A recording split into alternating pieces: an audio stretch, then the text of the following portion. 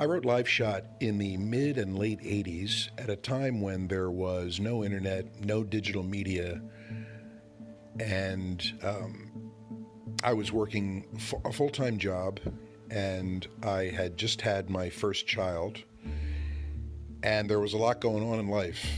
So writing a book that was based in fact and that really required a fairly robust research component in terms of getting names right, in terms of getting air checks right, in terms of really, getting the chronology correct and getting quotes and a storyline correct. It was a challenge. It really was. And so I spent a lot of time at the Free Library of Philadelphia, which was the repository of the written transcripts of the Move Commission hearings. The Move Commission held lengthy public hearings after the incident later in 1985. And, unlike today where you can go online and find pretty much anything you need, that didn't exist in 1985 and 1986 and 1987. So I ended up going to the library, looking up these hearings, which were in huge volumes, and you had to know what date you were looking for and what testimony you were looking for. Otherwise, you'd be saddled with, binders and binders of paper. So I made it my business to find out those dates, and I found the testimony I was interested in, which was mostly testimony of the neighbors at the early part of the hearing who talked about what it was like being a neighbor of Move. And I would grab those pages and make photocopies of them and take them home. And I made multiple trips to the library and did that multiple times until I had my stack of photocopied pages of Move Commission hearings, and then waded through them and picked the quotes and kind of weaved together that part of the story. And then interviewing my colleagues at Channel 10 was also a fairly lengthy process. Because I was at the scene, I had plenty of firsthand knowledge, and I remembered, almost word for word, many of the things that were said to me on scene and things that I had overheard on scene. But I went back and I did interview a number of those people just to kind of get their recollections again. That included Harvey, Pete Kane. I spent a lot of time with our news director, Jane Newman. I talked again with Karen Fox at some length because I wasn't with her that day. She was inside the newsroom, basically with a phone glued to her ear and kind of listening.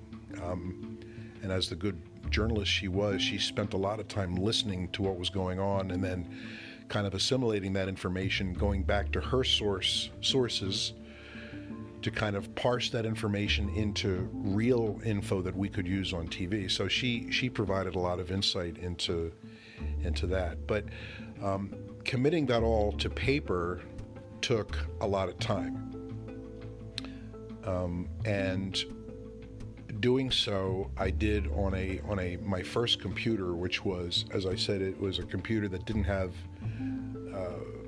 internet access. It was a standalone IBM compatible computer that had 2 floppy drives, didn't even have a hard drive. It had 2 floppy drives. It had an old word processing program called Multimate, and everything was stored on floppy disks, and I had an Oki Data dot matrix printer, and that's what I wrote on. I realized pretty quickly that what would really hold this story together was what actually happened on live TV. Because to tell the story about how Channel 10 covered Move, you really needed to weave in, actual quotes of what was reported, because the reporting is what, was the glue that held the story together. So I had to actually go back to what was said on the air. How did you do that in 1986 and 1985? I had to find air checks, because the air product was not saved in any digital format, because there was no digital format at the time.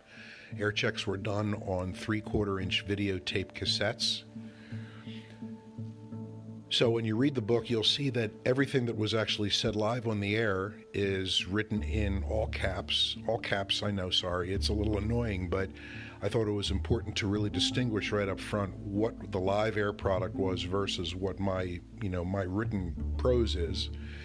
And all that live commentary was done this way. I would take a 3/4-inch cassette, go to a viewing machine in the back of the newsroom, and it was not just any viewing machine, but excuse me, one of the viewing machines that was specifically set up for non-union people to view. You could only view on certain machines if you were not an IBEW member.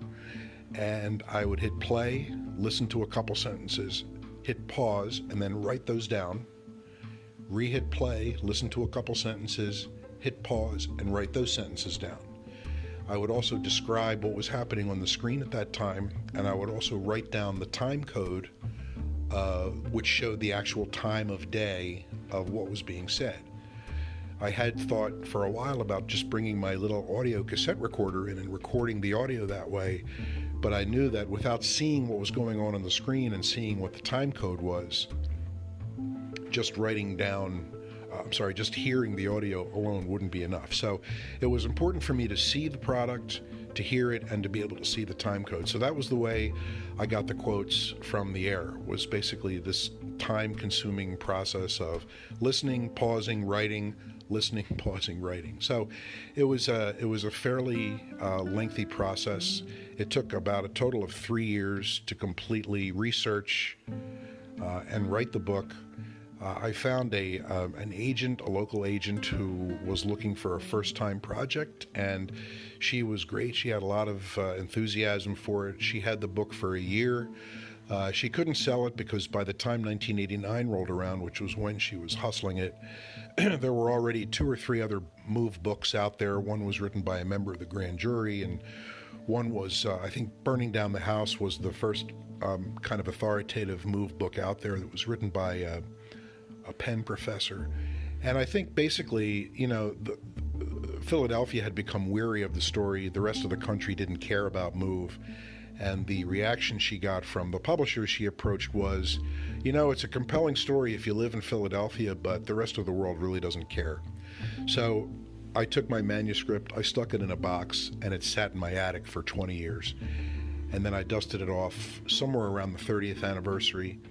And that's when I re-edited it and took another look at it, and I decided to self-publish it. So that kind of brings us up to date. I think there's elements of that story and how journalistically how it was done and how the news was gathered and reported that I think is relevant today.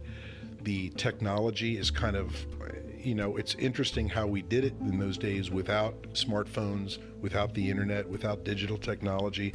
But at the end of the day, the tools are the tools. It's things like sources and basic good journalistic practices that won the day back in 1985.